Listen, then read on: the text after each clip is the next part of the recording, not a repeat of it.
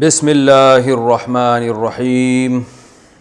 آج کے لیکچر میں میں سورہ بقرہ کا رکوع نمبر 9 یعنی 9 اس کا کچھ حصہ رہ گیا تھا ترجمہ اور گرامر کے لحاظ سے، وہ حل کر کے پھر اس رکوع کی انشاءاللہ تفسیر پیش کروں گا۔ یہاں تک بات چلی تھی اولا یعلمون، آیت نمبر 77، کہ کیا یہ لوگ نہیں جانتے کہ اللہ جانتا ہے ان چیزوں کو بھی جو یہ چھپاتے ہیں اور ان چیزوں کو بھی جو یہ ظاہر کرتے ہیں۔ آگے چلتے ہیں، ہم صرف ترجمہ چل رہا ہے، ابھی تفسیر ابھی شروع نہیں کی ہے میں نے۔ وَمِنْهُمْ، اور ان میں سے بعض ایسے بھی ہیں، امیون، امی عربی میں کہتے ہیں اس کو جو لکھنا پڑھنا نہ جانتا ہو۔ ان میں بہت سے لوگ امی ہیں، لا یعلمون الکتاب، جو کتاب نہیں جانتے یعنی تورات نہیں جانتے، وہ الا مگر کیا جانتے ہیں، امانیہ، کچھ تمنائیں جانتے ہیں۔ امانیہ اصل میں تھا، یہ جمع ہے امنویہ کی، اس پر میں ایک اور دفعہ پہلے بھی بتا چکا ہوں تفصیل سے کہ عربی میں جو افعولہ کا لفظ ہے نا، افعولہ کے وزن پر جو آتا ہے، اس کا معنی ہوتا ہے ما یفعل بہ، اور زیادہ گاڑی ہو گئی بات، جیسے اعجوبہ، اعجوبہ کسے کہتے ہیں؟ وہ چیز جس کے ذریعے تعجب ہو۔ اضحوکا، ضحک سے نکلا ہے، ضحک ہنسی کو کہتے ہیں، اضحوکا لطیفوں کو کہتے ہیں، وہ چیز جس کے ذریعے ہنسا جائے۔ تو امنویا، وہ چیز جس کی تمنا کی جائے یا جس کے ذریعے امیدیں لگائی جائیں، تمنا سے نکلا یہ لفظ نا، امنویا، تمنا میں بھی میم نون یا آتا ہے نا، اس میں بھی میم نون یا، تو اس کی جمع آتی ہے امانی، جیسے اعجوبہ اس کی جمع آتی ہے اعاجیب، اضحوکا اضاحیک، اغلوطا اغالیط۔ سمجھ میں آ جائے ٹھیک ہے، نہیں ہے تو رٹا لگا کے یاد کر لیں۔ امانیہ کہتے ہیں تمناؤں کو، بس۔ ان میں بہت سے امی ہیں جو کتاب نہیں جانتے مگر کچھ تمنائیں جانتے ہیں کہ ایسا ہو جائے گا، ایسا ہو جائے گا، تفسیر میں بتاؤں گا۔ وَإِنْهُمْ، اور نہیں ہیں یہ لوگ، ان کا معنی نہیں بھی آتا ہے، اور نہیں ہیں یہ الا مگر یظنون، صرف گمان کرتے ہیں، ظن یظنون، گمان، صرف گمان کرنے والے لوگ ہیں۔ فَوَيْلٌ، پس تباہی ہے، لِلَّذِينَ، ان لوگوں کے لیے، یکتبون الکتاب، جو کتاب یعنی تورات لکھتے ہیں، بِأَيْدِيهِمْ، اپنے ہاتھوں سے، ثم، پھر، یقولون، کہتے ہیں، هَذَا مِنْ عِنْدِ اللَّهِ، یہ اللہ کی طرف سے، اپنے ہاتھ سے کتاب لکھی اور نسبت کر دیتے ہیں اللہ کی طرف، لِيَشْتَرُوا بِهِ، تاکہ اس کام کے ذریعے خریدیں یعنی کمائیں، ثمناً قلیلا، چند ٹکے، تھوڑا سا نفع دنیا کا کما لے۔ فویلن، پس تباہی ہے، لہم، ان لوگوں کے لیے، مما اصل میں تھا من ما، من الگ ہے ما الگ ہے تو ملا کے مما ایک کر دیا۔ تباہی ہے ان لوگوں کے لیے، من، اس چیز سے، ما، وہ چیز، کتبت ایدیہم، جو ان کے ہاتھ لکھتے ہیں، یعنی اس چیز کی وجہ سے ان کے لیے تباہی ہے۔ وَوَيْلٌ، اور تباہی ہے، لہم، ان کے لیے، مما یکسبون، اس چیز کی وجہ سے بھی جو یہ کماتے ہیں، جو یہ لکھتے ہیں اس کی وجہ سے بھی تباہی، اور جو یہ اس لکھنے کی وجہ سے کما رہے ہیں اس پر بھی ان کے لیے تباہی ہے۔ وقالوا، اور یہ کہتے ہیں، لن تمسنا النار، تمسا اصل میں تھا مساسا یمسوسو، اس کا معنی ہوتا ہے چھونا، مس کرنا اردو میں بھی استعمال ہوتا ہے، مس کیا، ہاتھ لگانا کسی چیز کو۔ تو یمسوسو کو پڑھا جاتا ہے یمسو، اور مؤنث کے لیے تمسو، جیسے یضربو کا معنی وہ مارتا ہے، تضربو وہ عورت مارتی ہے، تو تمسسو وہ چھوتی ہے۔ آگ کا لفظ عربی میں چونکہ مؤنث ہے اس لیے اس کے لیے یمسو کے بجائے تمسو، مسا یمسو، بلکہ یمسو آتا ہے، مسا یمسو، یمسسو آتا ہے، یعنی سمیع یسمعو کی طرح یہ۔ وقالو، یہ کہتے ہیں، لن تمسا، ہرگز نہیں چھوئے گی نہ ہم کو، النار، آگ، یہ یہودی کہتے تھے ہم کو آگ نہیں چھوئے گی قیامت کے دن، الا مگر، ایامن، کچھ دن، ایام تنوین ہے نا تو کچھ دن، معدودہ، گنے چنے، عدد گننے کو کہتے ہیں، اسی سے عدد نکلا یہ جو ہم عدد ہیں کیونکہ گننے کے کام آتے ہیں نا، تو معدودہ، مقتولہ کی طرح، مقتولہ جسے قتل کیا جائے، معدودہ جسے گنا جائے، تو ایام کا لفظ جمع ہے تو جمع کا صیغہ عربی میں مؤنث ہوتا ہے، اس لیے معدودہ جو اس کی صفت ہے وہ بھی مؤنث ہے، معدود کے بجائے معدودہ۔ تو یہ کہتے ہیں کہ ہمیں آگ نہیں چھوئے گی مگر چند گنے چنے دن۔ قل، آپ ان سے کہہ دیجئے، اتخذتم، اتخذتم اصل میں تھا اتخذتم، اتخذتم تھا اکتسبتم کی طرح، اکتسبتم، اکتسبتم کا معنی تم نے کمایا، جیسے ضربتم تم نے مارا، تو اتخذتم تم نے پکڑا، اخذ کا معنی پکڑا ہوتا ہے نا، تم نے پکڑا یا تم نے لیا۔ تو جب شروع میں آ لگایا نا، آ کا معنی ہوتا ہے کیا، تو وہ الف سائلنٹ ہو گیا، اور ایسا سائلنٹ ہوا کہ وہ لکھنے سے بھی لکھا بھی نہیں ہے اس کو، یعنی بعض دفعہ اس کو لکھنے میں بھی نہیں لے کر آتے، تو ورنہ اصل میں تھا اتخذتم، پڑھا جاتا ہے اتخذتم، تو کیا تم نے عہد کر رکھا ہے عند اللہ، اللہ کے نظر میں، عہدن کوئی عہد، یعنی اللہ سے تم نے کوئی عہد اخذ کیا ہوا ہے، کوئی عہد لیا ہوا ہے جس میں یہ لکھا ہے کہ تمہیں تھوڑے دن آگ چھوئے گی۔ اگر ایسا ہے فلن یخلف اللہ، تو ہرگز اللہ خلاف نہیں کرے گا عہدہ، اپنے عہد کے، یعنی اگر تم نے اللہ سے کوئی ایسا عہد لیا ہوا ہے کہ تمہیں آگ 2-4 دن نہیں چھوئے گی، تو اگر واقعی ایسا ہے فلن یخلف، اخلاف کہتے ہیں خلافی کو، ہم اردو میں بھی کہتے ہیں نا وعدہ خلافی مت کرو، تو اخلاف کا معنی اخلف یخلف، اخلافاً وعدہ خلافی کرنا، دیکھو اردو میں استعمال ہوتا ہے نا یہ لفظ، فلن یخلف اللہ عہدہ، تو اللہ اپنے عہد کے کبھی خلاف نہیں کرے گا۔ ام تقولون، یا پھر یہ بات ہے کہ تم کہتے ہو علی اللہ، اللہ پر، ما وہ چیز، لا تعلمون جو تم خود بھی نہیں جانتے، یا تو ایسا ہے کہ اللہ سے تم نے عہد کیا تو پھر تو اللہ عہد کو پورا کرے گا، یا پھر ایسا ہے کہ تم اللہ کی طرف ایسی چیزوں کو منسوب کر رہے ہو جو اللہ نے، جو تمہیں خود بھی پتہ ہے کہ اللہ نے نہیں کہی ہیں۔ بلا، کیوں نہیں، بلا کا معنی کیا ہوتا ہے، وائی ناٹ، جسے انگلش میں کہتے ہیں بھائی کیوں نہیں، ایسا کیوں نہیں ہوگا کہ تم یہ کہہ رہے ہو ہمیں آگ تھوڑے دن چھوئے گی، تو یہ کس نے کہہ دیا تمہیں، کیوں تمہیں ہمیشہ آگ نہیں چھوئے گی؟ کیونکہ اللہ کا اصول یہ ہے، من کا سبا، وہ شخص جس نے کمایا، سیئۃً گناہ، سیئۃً گناہ کو کہتے ہیں، اس کے اپوزٹ ہے حسنۃً، حسنہ، تو جس نے بھی برائی کو کمایا، وَأَحَاطَتْ بِهِ، اور احاطہ کر لیا، بِهِ اس شخص کا، خطیئتہ اس برائی نے، اس کی تفسیر میں بتاؤں گا کیا مطلب ہے اس کا، خطیہ برائی کو کہتے ہیں، غلطیوں کو کہتے ہیں، احاطت اصل میں تھا احوطت، اکرمت کی طرح، احاطہ کرنا، تو اللہ فرماتے ہیں جس نے برائی کمائی اور اس کے گناہوں نے اس کا احاطہ کر لیا، فَأُولَئِكَ، تو یہ لوگ ہیں اصحاب النار، آگ والے لوگ ہیں یہ، ہم فیہا خالدون، یہ رہیں گے اس میں ہمیشہ، 4-8 دن کی بات نہیں ہے یہ، والذین، اور وہ لوگ، آمنوا جو ایمان لائے، وعاملوا الصالحات اور نیک اعمال کیے، اولئک اصحاب الجنہ، یہ ہیں جنت والے لوگ، ہم فیہا خالدون، یہ اس میں ہمیشہ رہیں گے۔ یہ تو رکوع نمبر جو 9 تھا اس کا ہم نے لفظی ترجمہ پڑھ لیا اور تھوڑی تھوڑی گرامر، اب ہم اس کی تفسیر کی طرف جاتے ہیں۔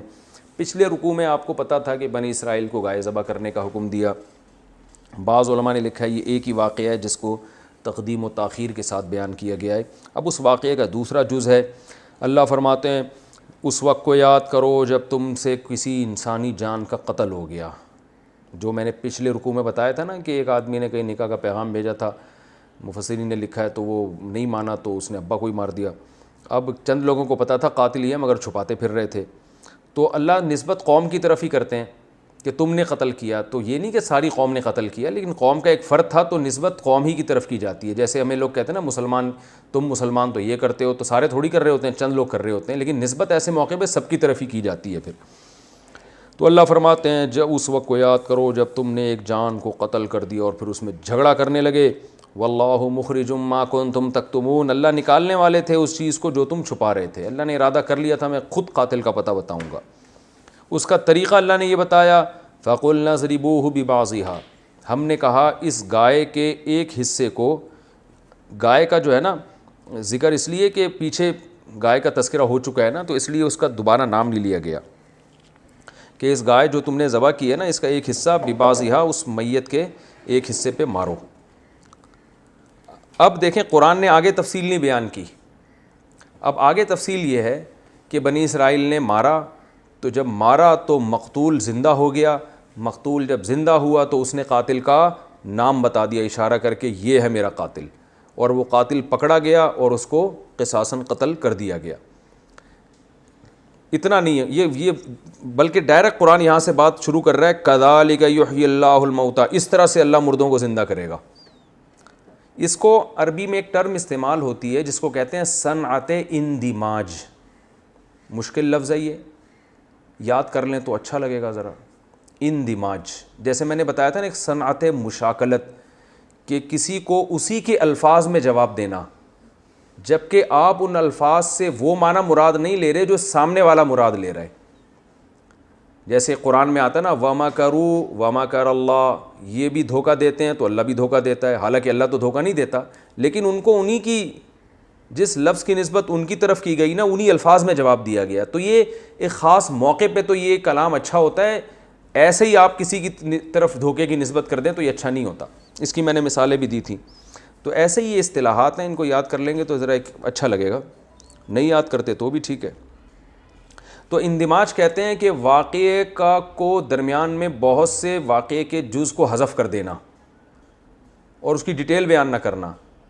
اس لیے بیان نہ کرنا کہ اگلا جو لفظ آ رہا ہوتا ہے نا اس سے پتہ چل رہا ہوتا ہے کہ درمیان میں ہوا کیا ہے، تو اس لیے قرآن اس کو حذف کر دیتا ہے. اور حذف کرتا کیوں ہے؟ میں نے بتایا کہ قرآن کا مقصد قصے کہانیاں سنانا نہیں ہے. یعنی اب قرآن آپ کی عقل پہ چھوڑ دیتا ہے کہ اب خود سوچ لو کیا ہوا ہوگا. اللہ نے ذبح کروائی اس لیے کروائی کہ یوں مارو، اور اللہ تو چاہتا تھا کہ اس سے قاتل کا پتہ چلے. تو ظاہر ہے اسی وجہ سے اللہ نے کیا کہ قاتل کا پتہ چلے. تو یہ جب ہی ہوگا جب قاتل کا پتہ چلا بھی تو ہوگا نا، وہ مردہ اٹھا ہوگا.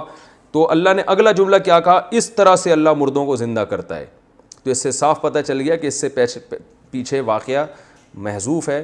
وہ واقعہ کیا ہے کہ بنی اسرائیل نے ایسا کیا اور مردہ زندہ ہوا اور اس نے قاتل کا نام بتا دیا. تو پھر اللہ نے فرمایا کذالک، اس طرح سے یحیی اللہ الموتیٰ، اللہ مردوں کو زندہ کرے گا. یہ صنعت اندماج کا بڑا اپنا ایک لطف اور مزہ ہے.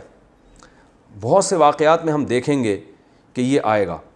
جیسے سورہ مریم میں آپ دیکھیں، بڑا مزہ آتا ہے جب اس طرح سے آدمی قرآن پڑھتا ہے نا، درمیان میں اللہ بہت سارے واقعات کو حذف کر کے بالکل آگے لے جاتے ہیں تو اس سے پچھلا واقعہ خود ہی ذہن میں آ جاتا ہے. اس میں خاص قسم کی بلاغت پیدا ہو جاتی ہے.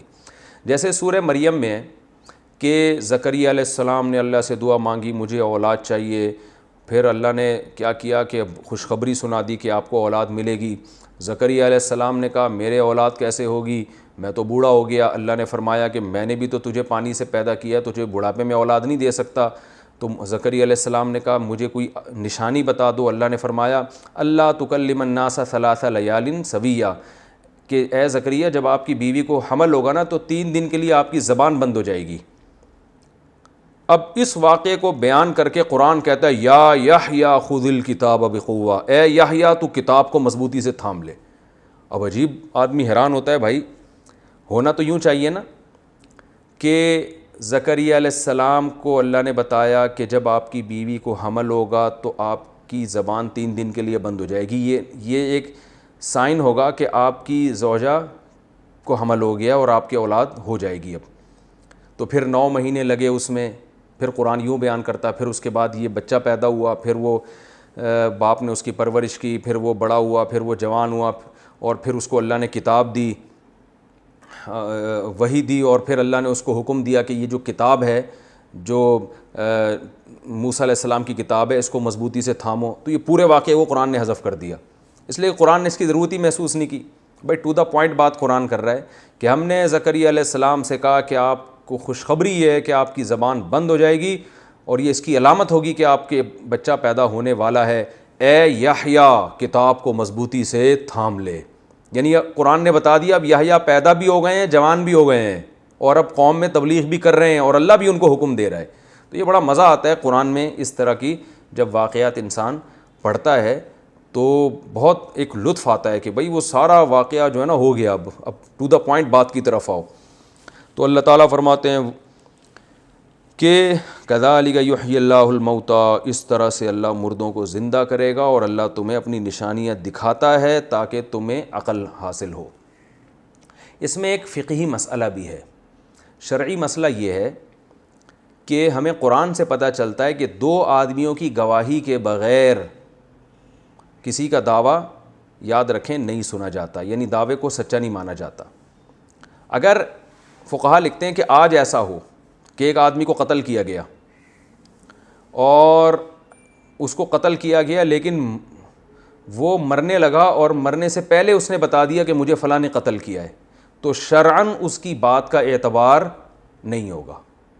اس کو 2 گواہ پیش کرنے پڑیں گے کہ میرا قاتل فلاں ہے. پھر اس کے بعد وہ زندہ رہے یا مر جائے وہ اس کی وہ اس کا مسئلہ نہیں ہے، کیونکہ صرف دعوے سے قبول نہیں کیا جاتا. اس پہ دعوے یعنی صرف کسی کے دعویٰ کرنے سے اس کے دعوے کو کبھی قبول نہیں کیا جاتا، ورنہ کوئی بھی کسی پہ بلی ڈال دے. اس کے لیے 2 گواہوں کا ہونا ضروری ہے. جیسے میں یہ دعویٰ کرتا ہوں فلاں نے میرے پیسے کھائے ہیں، تو دعویٰ کرنے پر گورنمنٹ کی طرف سے تو کوئی پابندی نہیں ہے، تو مجھے 2 گواہ پیش کرنے پڑیں گے. تو اسی طرح اگر میں یہ کہتا ہوں مجھے فلاں نے قتل کیا ہے، تو یہ اتنا کافی نہیں ہے، بلکہ اس پہ الگ سے 2 گواہ پیش کیے جائیں گے. ہاں یہ تفتیش میں ضرور کام آئے گی یہ چیز، کہ جس کو قتل کیا گیا ہے وہ مرنے سے پہلے اگر بتا دے کہ مجھے فلاں نے قتل کیا ہے، تو گورنمنٹ اس قاتل کو جس کو وہ یعنی الزام لگا رہا ہے اس کو اٹھا سکتی ہے تفتیش کے لیے، کہ بھئی تم پہ الزام لگائے تو اب ذرا چترول لگا کے یا ویسے کسی اور طریقے سے تفتیش میں یہ تو مددگار یہ چیز ہو سکتی ہے، لیکن اس سے قتل ثابت نہیں ہوتا. تو یہاں جو اللہ نے یوں کیا کہ مقتول کو زندہ کیا اور مقتول نے نام بتایا کہ اس نے قتل کیا اور اس دعوے کو حجت مانا گیا، اس کی وجہ یہ تھی کہ یہ سب وحی کے ذریعے ہو رہا تھا. حضرت موسیٰ علیہ السلام یہ کام خود نہیں کر رہے تھے بلکہ اللہ کے کہنے سے کر رہے تھے. تو ظاہر ہے اللہ غلطی نہیں کرتا. تو اللہ نے جب مقتول کو زندہ کیا اور مقتول کی زبان سے یہ کہلوایا، تو یہ اللہ کے کہلوانے کی وجہ سے قاتل کو سے پھر قصاص لیا گیا ہے. ورنہ نارملی اگر کوئی آج مردہ زندہ ہو کے کہنا بھی شروع کر دینا کہ فلاں نے مجھے قتل کیا ہے، تو اس کی بات کا شرعاً اعتبار بالکل بھی نہیں ہے. اول تو مردے زندہ ہوتے نہیں، مگر کوئی کرامت کے طور پہ کوئی زندہ ہو جائے تو بھی اس کی بات کا اعتبار نہیں ہوگا، کیونکہ ہم یقین یا تو گواہوں کے ذریعے کریں گے یا وحی کے ذریعے. اب وحی کا دروازہ بند ہو گیا، اب ہمارے پاس گواہوں کے علاوہ کوئی اور آپشن نہیں ہے.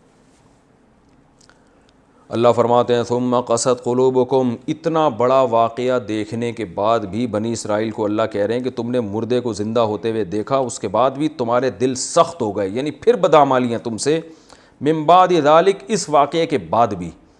تو اللہ نبی کے دور میں جو یہودی اور آج بھی جو یہودی ہیں ان کو ان کے باپ دادا کے واقعات سنا رہے ہیں کہ یہ تمہارے اعمال رہے ہیں ماضی میں. فرمایا اتنے سخت ہو گئے کہ فہی کالحجارہ، یہ پتھر کی طرح ہیں. جیسے پتھر کسی چیز کا اثر قبول نہیں کرتا.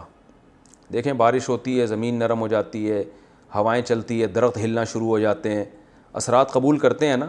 لیکن جو بڑے بڑے چٹانوں پہ پتھر ہوتے ہیں ان پہ کسی چیز کا کوئی اثر نہیں ہوتا. تو اللہ فرماتے ہیں تم نے بھی اتنی اللہ کی طرف سے نشانیاں دیکھی مگر تمہارے دل کسی بھی بیرونی اثر کو قبول کرنے کے لیے تیار نہیں ہے. تو یہ پتھر کی طرح ہیں، بلکہ پتھر سے بھی زیادہ سخت ہیں. کیوں سخت ہیں اس کی وجہ بیان کی جا رہی ہے کہ پتھر بھی ایسے جامد نہیں ہوتے کہ اس میں کوئی خیر ہی نہ ہو، بلکہ پتھروں کی 3 قسمیں اللہ نے بیان کی. وَإِنَّ مِنَ الْحِجَارَةِ لَمَا يَتَفَجَّرُ مِنْهُ الْأَنْهَارُ، پتھروں میں بھی ایسے ہوتے ہیں جن سے چشمے پھوٹ پڑتے ہیں. یعنی وہ بھی بیرونی اثر کو قبول کرتے ہیں اور ایسا کرتے ہیں کہ دنیا کو سیراب کرنا شروع کر دیتے ہیں. وہ ایک مثال دی جا رہی ہے کہ چشمے پھوٹتے ہیں، لوگ ان سے سیراب ہوتے ہیں. تمہارے دلوں سے علم اور حکمت کے چشمے بھی نہیں پھوٹتے. یعنی تمہیں تو لوگوں کا قائد بن کے ان کو گائیڈ کرنا چاہیے تھا اور علم اور حکمت کی باتیں ان کو بتانی چاہیے تھی. تم خود اتنے سخت ہو گئے ہو، تم خود ہدایت پر نہیں ہو، دوسروں کو کہاں سے ہدایت دو گے؟ تو تم پتھر سے بھی زیادہ تمہارے دل سخت ہیں. فرمایا اور پتھر کی دوسری قسم کیا ہوتی ہے؟ وَإِنَّ مِنْهَا لَمَا يَشَّقَّقُ، پتھر بعض دفعہ چشمے نہیں پھوٹتے اس سے، لیکن اتنا ہوتا ہے کہ وہ پھٹتا ہے اور اس سے پانی نکل آتا ہے تھوڑا سا. تو چشموں کی طرح بہہ تو نہیں رہا ہوتا پانی، لیکن تھوڑا سا پانی تھوڑے سے لوگوں کو فائدہ پہنچانے کا ذریعہ بنتا ہے. سفر میں ہم جاتے ہیں، بعض دفعہ پتھر پھٹا ہوا ہوتا ہے چٹانوں میں، اس میں تھوڑا سا پانی نظر آتا ہے تو کسی نہ کسی غریب کے کام آ جاتا ہے وہ پانی. تو بعض پتھر ایسے ہوتے ہیں کچھ نہ کچھ فائدہ پہنچا دیتے ہیں، اگرچہ امت کو سیراب نہیں کرتے. تو تم اس سے بھی بدتر ہو. وَإِنَّ مِنْهَا، اور بعض پتھر ایسے ہوتے ہیں جو لوگوں کو بالکل نفع نہیں پہنچاتے لیکن ان میں بیرونی اثر قبول کرنے کی صلاحیت ہوتی ہے. وہ کیا ہے کہ لَمَا يَهْبِطُ، جو پہاڑ کے اوپر سے لڑک جاتے ہیں اللہ کے خوف سے. تو یہ بات خوب اچھی طرح ذہن میں رکھیں کہ قرآن و سنت سے یہ بات واضح طور پہ پتہ چلتی ہے کہ اللہ نے بے جان چیزوں میں بھی کچھ نہ کچھ شعور رکھا ہے جس کا ہمیں علم نہیں ہے اور ہماری عقل ابھی وہاں تک پہنچی نہیں ہے. تو کچھ نہ کچھ شعور، وہ والا شعور نہیں جو انسانوں میں ہوتا ہے، لیکن کچھ نہ کچھ بیرونی یعنی ماحول کو قبول کرنے کی اللہ نے اس میں صلاحیت رکھی ہے. اور احادیث سے تو یہ بات ثابت ہے، تاریخی واقعات سے بھی، کہ آپ صلی اللہ علیہ وسلم کھجور کے تنے پر ہاتھ رکھ کے خطبہ دیا کرتے تھے. جب آپ کا ممبر تبدیل ہو گیا تو بہت، یعنی صحیح بخاری صحیح مسلم میں ہے کہ اس کھجور کے تنے سے ایسے رونے کی آواز آتی تھی جیسے کوئی بچہ بلک بلک کے رو رہا ہے. مطلب یہ کہ اس تنے کو بھی ایک احساس ہوا کہ سید الانبیاء صلی اللہ علیہ وسلم اس سے دور ہو گئے. تو یہ بے جان چیزوں میں کچھ نہ کچھ اتنا نہیں ہوتا جیسے انسان میں. وہ تو معجزے کے طور پر اللہ نے اس کا بلکنا سنا دیا صحابہ کرام کو. احد پہاڑ کے بارے میں آتا ہے، رسول اللہ صلی اللہ علیہ وسلم نے جب احد پہاڑ کو دیکھا نا مدینہ جاتے ہوئے، تو آپ نے فرمایا احد جبل یحبنا ونحبہ. احد ایک ایسا پہاڑ ہے جو ہم سے محبت کرتا ہے اور ہم اس سے محبت کرتے ہیں. تو پہاڑ تھا مدینہ کا، آج بھی قائم ہے. تو آپ صلی اللہ علیہ وسلم نے فرمایا اس کو بھی ہم سے محبت ہو گئی ہے. تو بے جان چیزوں کو بھی کچھ نہ کچھ لگاؤ ہوتا ہے، لیکن اس کی حقیقت سے ہم واقف نہیں ہیں. قرآن میں آتا ہے داؤد علیہ السلام جب تسبیح پڑھا کرتے تھے تو پہاڑوں سے بھی لا الہ الا اللہ کی آوازیں آیا کرتی تھیں، اور پرندے بھی کرتے تھے. تو ظاہر ہے کچھ نہ کچھ شعور پہاڑوں میں ہے جو اللہ تعالیٰ جو معجزاتی طور پر وہ لوگوں کو بھی دکھا دیا کرتے تھے. تو اس سے یہ پتہ چلتا ہے کہ کچھ نہ کچھ بے جان چیزوں میں بھی. تو پتھر بعض دفعہ اللہ کے خوف کا اثر بھی قبول کر لیتا ہے. تو اللہ فرماتے ہیں کہ پتھر جو اتنی سخت چیز ہے اس میں بھی یہ ہوتا ہے کہ اللہ کے خوف سے بعض دفعہ وہ لڑک جاتا ہے زمین کی طرف. تو اور بھی بہت سے اسباب ہوتے ہیں، ہواؤں چلنے سے بھی پتھر لڑکتے ہیں، زلزلے سے بھی. لیکن قرآن سے پتہ چلتا ہے بعض دفعہ پتھر کے لڑکنے کا کوئی ظاہری سبب نہیں ہوتا، محض اللہ کا خوف ہوتا ہے جو اس کو حرکت پہ مجبور کر دیتا ہے. تو اگرچہ وہ لوگوں کو فائدہ نہیں پہنچا رہا وہ پتھر، لیکن اللہ کے خوف کے اثر سے خود تو حرکت میں آ رہا ہے. تو اللہ فرماتے ہیں کہ یہ جو اہل یہود تھے یہ تینوں قسم کے اثرات سے بالکل، یعنی تینوں قسم کے اثرات اس میں نہیں ہیں. اتنا اثر ان میں ہو جائے تورات کا، اللہ کی کتاب کا، کہ لوگوں کے لیے ایک چشموں کی طرح بن جائیں، ایسے بھی نہیں ہے یہ. اور اتنا اثر ہو جائے کہ دو چار لوگوں کو فائدہ پہنچا دیں، ایسا بھی نہیں ہے. اور اتنا اللہ کی آیات کا ان پر اثر ہو جائے کہ لوگوں کے لیے فائدہ تو نہ پہنچائیں، خود اپنے اندر کوئی تبدیلی پیدا کر دیں، کوئی حرکت پیدا کر دیں، وہ بھی نہیں ہے. تو اللہ فرماتے ہیں اس لیے پتھر سے بھی زیادہ ان کے دل سخت ہیں. اور یہ یاد رکھیں یہ آیت ہر اس شخص کے بارے میں ہے جس پہ قرآن یا اللہ تعالیٰ نے جو اس کائنات میں دلائل رکھے ہیں، ان دلائل سے جو ذرہ برابر بھی متاثر نہیں ہوتا، اس پر بھی یہ آیت پوری پوری صادق آتی ہے. اللہ ہمیں ایسی دل کی سختی سے بچائے. وَإِنَّ مِنْهَا وَمَا اللَّهُ بِغَافِلٍ عَمَّا تَعْمَلُونَ. اللہ غافل نہیں ہے اس کام سے جو تم کر رہے ہو. اب آگے یہاں خطاب ہے صحابہ کرام کو. صحابہ کرام بھی بہت سخت تکلیف میں ہوتے تھے کہ جو یہودی ہیں، جو کتاب کا علم جانتے ہیں، جو پیغمبروں پر ایمان رکھتے ہیں، وہ کیوں ایمان نہیں لا رہے. یعنی جب ظاہر ہے انسان دلائل سے جب بات کرتا ہے نا اور سامنے والا ماننے کے لیے تیار نہیں ہوتا تو آدمی کو غصہ آتا ہے. یہ انسان کی نیچر ہے. اور جب غصہ آتا ہے تو مایوسی ہوتی ہے، پھر وہ کہتا ہے یار چھوڑو، تبلیغ کرنا ہی چھوڑ دو. یہ پڑھے لکھے لوگوں کی سمجھ میں نہیں آ رہا تو عام لوگوں کی سمجھ میں کہاں سے آئے گا. تو صحابہ کے حوصلے پست ہوتے تھے. خود رسول اللہ صلی اللہ علیہ وسلم پریشان ہوتے تھے اور آپ کو نا امیدی ہونے لگتی تھی. تو اللہ نے اس آیت میں آپ صلی اللہ علیہ وسلم کو بھی تسلی دی اور صحابہ کرام کو بھی. وہ تسلی کا حاصل یہ ہے کہ آپ ان کے پڑھے لکھے ہونے کو نہ دیکھیں. آپ یہ نہ دیکھیں کہ ایجوکیٹڈ لوگ ہیں اور یہ جناب اتنے ترقی یافتہ لوگ ہیں، یا ان کو تو تورات کا اور دوسرے علوم بھی بہت آتے ہیں. اس کو نہ دیکھیں، آپ ان کی ہٹ دھرمیوں کو دیکھیں، ماضی میں کیا کرتے رہے ہیں. تو جو ایسا ہٹ دھرم بازی میں رہا ہو، جنہوں نے اپنے پیغمبروں کا یہ حال کیا ہو، جو انہی کی قوم میں سے آئے تھے، تو ایک ایسے پیغمبر جو دوسری قوم میں سے آئے ہیں ان پر یہ کہاں سے ایمان لے آئیں گے. تو اس لیے ان کی جو ہے نا ایجوکیشن سے اور ان کے پڑھے لکھے ہونے سے متاثر ہونے کی ضرورت نہیں ہے کہ اتنے پڑھے لکھے ہو گئے کیوں ایمان نہیں لے کر آ رہے. ان کی حرکتیں آپ دیکھیں گے تو آپ کو خود بخود ان سے امیدیں ختم ہو جائیں گی، اور اس نا امیدی سے آپ مایوس نہیں ہوں گے، بلکہ آپ کو موٹیویشن ملے گی. یہ موٹیویشن ملے گی کہ جو ایسے نالائق لوگ ہیں ان پر محنت کرنا عبث اور ان پر محنت کرنا فضول ہے، اور ان کے ایمان نہ لانے سے ہمیں پریشان نہیں ہونا چاہیے، کیونکہ یہ پہلے ہی اتنے بڑے مجرم رہے ہیں تو ایسے مجرم ہم پر کہاں ایمان لے کر آئیں گے. تو آپ ان لوگوں سے زیادہ امیدیں نہ لگائیں. اللہ فرماتے ہیں افتطمعون، کیا تم امیدیں لگاتے ہو، لالچ رکھتے ہو اس بات کی کہ یہ تم پر ایمان لے آئیں گے. وقد کان فریق منہم، حالانکہ ان میں سے ایک جماعت ایسی رہی ہے یسمعون کلام اللہ، جنہوں نے اللہ کا کلام اپنے کانوں سے سنا تھا. کوہ طور پہ جب گئے تھے نا تو اللہ کا کلام اپنے کانوں سے سنا تھا کہ یہ اللہ کی کتاب ہے تورات، جو ہم نے پچھلے لیکچرز میں تفصیل سے بتایا ہے. تو اس سننے کے بعد بھی ثم یحرفونہ، پھر اس کو لے جا کے تبدیل کر دیا. تبدیل کیسے کیا کہ بنی اسرائیل نے جب دیکھا تورات کے احکام مشکل ہیں تو یہ 70 گواہوں نے جا کے کہا کہ اللہ نے ہمیں یہ تو بتایا تھا کہ یہ تورات ہے، مگر ساتھ ساتھ یہ بھی کہا تھا کہ جو مشکل لگے اسے چھوڑ دینا، جو حکم آسان لگے اس کو فالو کر لینا. تو اللہ فرماتے ہیں انہوں نے اس کلام کو بھی چینج کر دیا تھا، من بعد ما عقلوہ، حالانکہ وہ اس کلام کو سمجھتے تھے، وہم یعلمون، اور وہ جانتے بھی تھے کہ ہم غلط کہہ رہے ہیں. تو اس کے باوجود جب ان لوگوں میں اس قسم کی حرکتیں ہیں تو ان سے تم کہاں سے امیدیں لگاتے ہو.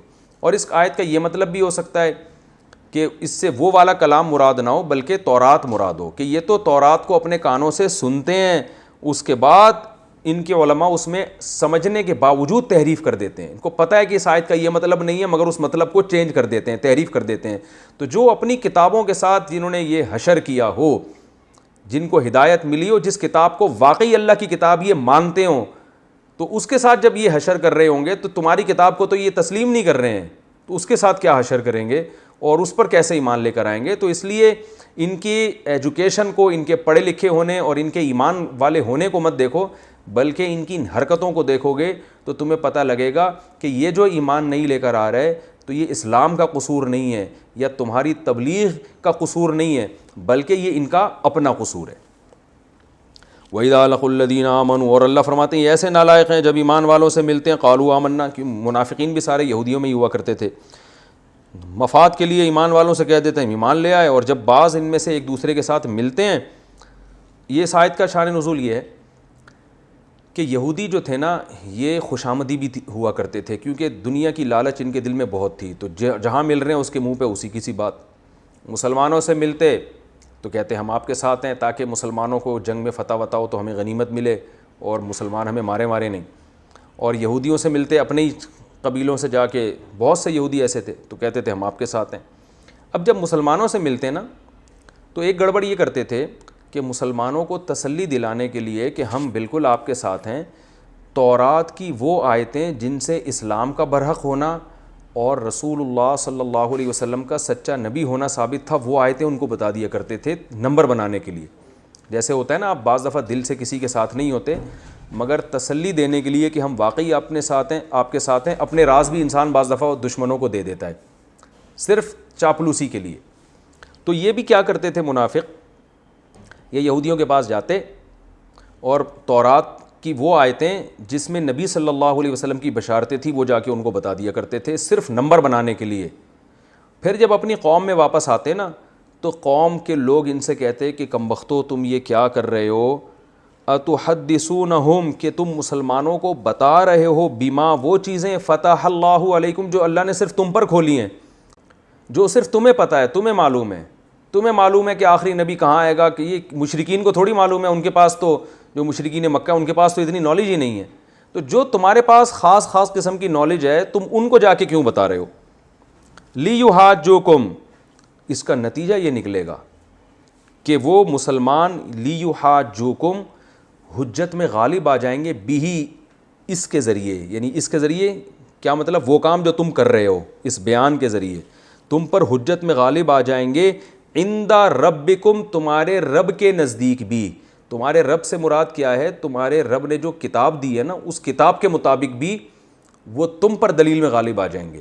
یعنی تمہاری کتابوں سے وہ حوالے پیش کر کے تمہیں غلط ہونا، تمہارا غلط ہونا ثابت کر دیں گے. تمہارے رب کے نزدیک جو چیز دلیل ہے یعنی تورات، اس سے مراد تورات ہے، تو تورات کے مطابق بھی وہ تمہیں غلط قرار دے دیں گے. یہ تو اور تم پہ غالب آ جائیں گے. یہ مطلب ہے آیت کا. یہ جو ہے نا لیحاجوکم میں جو لام لگا ہوا ہے، لی کا معنی عربی میں ہوتا ہے لیے، کہ اب اگر ہم اس کا معنی لفظی ترجمہ لیے کرتے ہیں تو اس کا ترجمہ کیا ہوگا. دوبارہ آیت کا ترجمہ سمجھیں. وَإِذَا لَقُوا الَّذِينَ آمَنُوا، یہ یہودی جب ایمان والوں سے ملتے ہیں، قالوا آمنا، تو کہتے ہیں تمہارے ساتھ ہیں، اسی توڑے نال ہیں. وَإِذَا خَلَا بَعْضُهُمْ إِلَىٰ بَعْضٍ، اور جب ایک دوسرے سے تنہائی اختیار کرتے ہیں، چھاؤں میں آتے ہیں، ذرا آؤ بھائی ذرا سائڈ پہ بات چیت سنو یار، میں تو ویسے ہی گیا ہوا تھا وہاں پہ مسلمانوں کے ساتھ، کوئی ویسے ہی، آؤ ذرا چھاؤں میں، میں تو آپ کے ساتھ ہوں. تو وہ دوسرا ان سے کہتا تھا قالو تو وہ جواب میں دوسرے یہودی کہتے تھے اتحدثونہم، او بھائی تو ٹھیک ہے دنیاوی مفاد کے لیے ان کے ساتھ ملا ہوا ہے، وہاں جا کے تو یہ شو کرتا ہے میں مسلم ہوں، لیکن تو ایک اور چاپلوسی میں ایک اور کام تو غلط کرتا ہے۔ وہ کیا کرتا ہے؟ اتحدثونہم، کیا تم ان کو جا کے بیان کر دیتے ہو، بیما وہ چیزیں فتح اللہ علیکم جو اللہ نے صرف تمہیں بتائی ہیں، تم پر کھولی ہیں، فتح کا معنی کھولنا نا، ان کو جا کے تم بتاتے ہو، لیحاجوکم تاکہ وہ تم پر دلیل میں غالب آ جائیں۔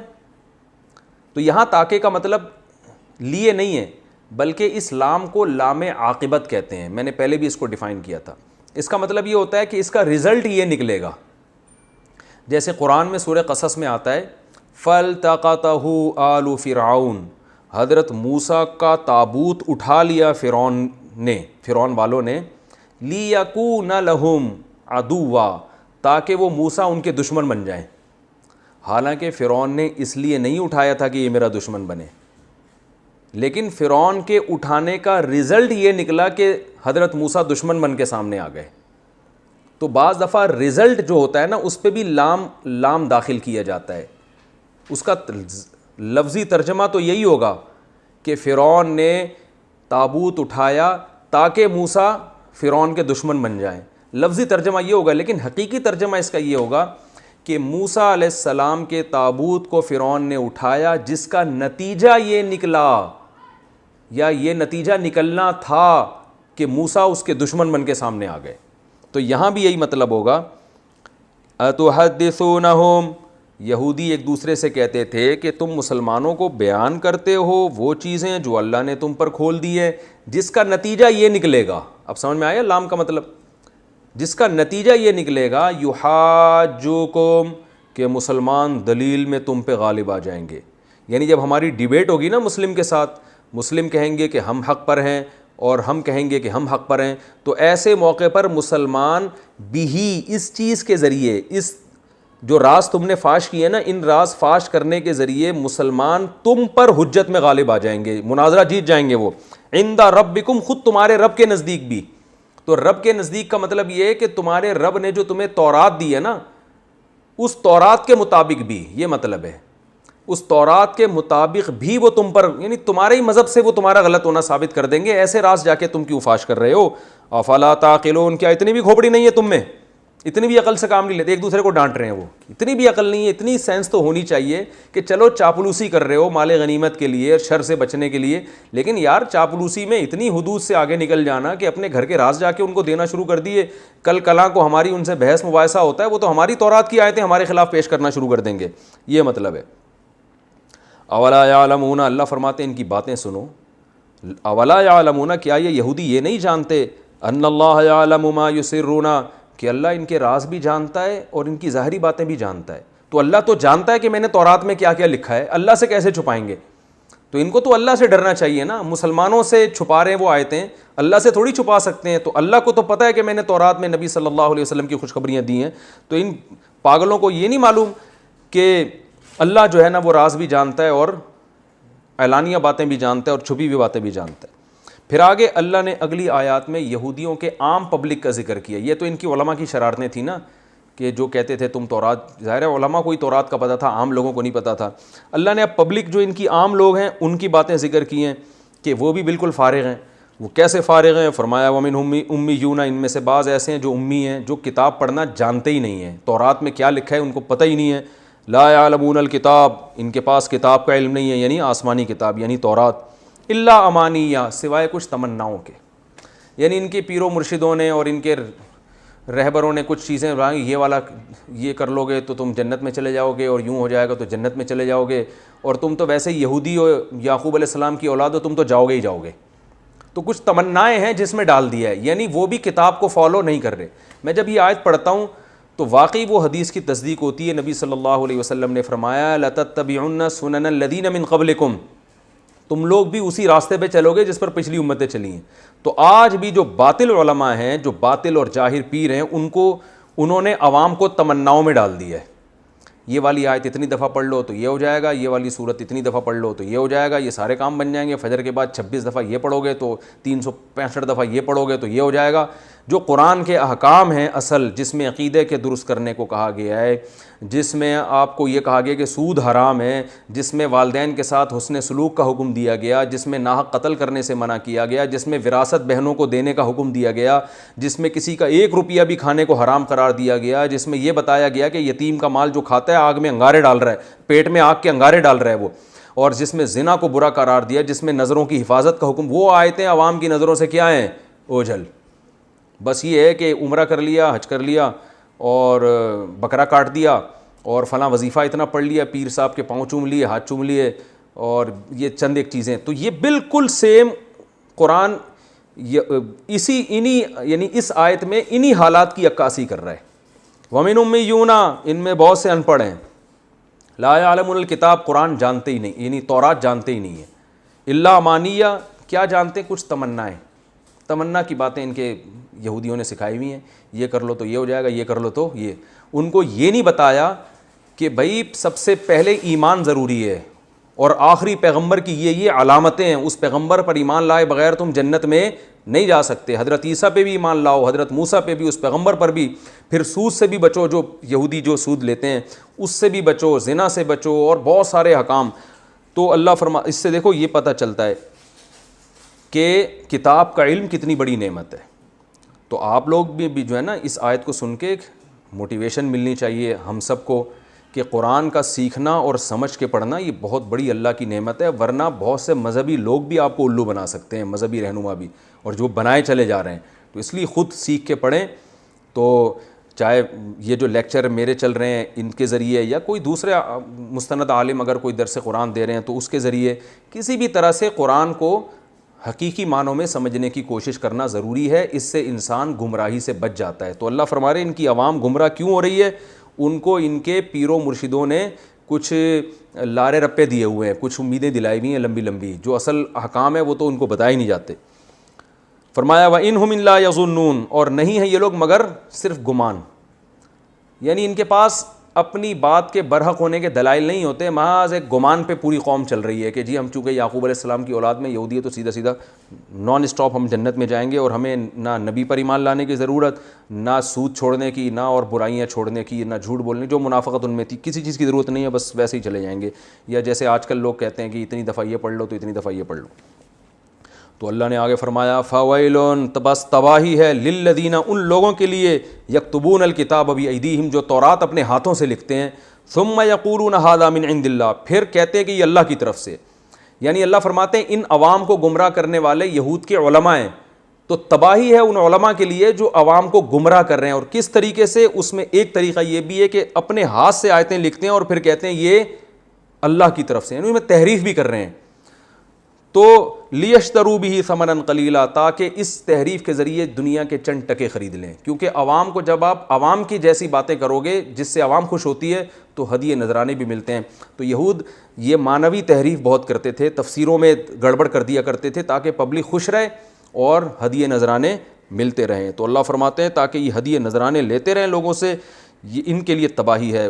پھر اللہ نے فرمایا فویل لہم، تباہی ہے ان کے لیے، مما کتبت ایدیہم، جو ان کے ہاتھ لکھ رہے ہیں، جو غلط تفسیریں لکھ رہے ہیں یا آیتوں کی غلط تشریح کر رہے ہیں، اس کے لیے بھی، اس پر بھی ان کے لیے تباہی، وویل لہم مما یکسبون، اور ایک اور تباہی اس کمائی کے لیے بھی جو یہ کر رہے ہیں، یعنی غلط سلط تشریحات تورات کی کر کے جو پبلک سے ان کو پیسہ مل رہا ہے، اس پیسے کی وجہ سے بھی ان کے لیے تباہی ہے۔ تو آخرت میں تباہی در تباہی در تباہی، 3 تباہیوں کا ذکر کیا، ایک تورات میں تحریف، دوسری اس کے ذریعے چند ٹکے خریدنا، ٹھیک ہے نا، دو تباہیوں کا اللہ نے ذکر کیا۔ تو اللہ فرماتے ہیں ان دونوں وجہ سے ان کے لیے تباہی ہے۔ اللہ تعالیٰ سمجھنے کی، عمل کی توفیق عطا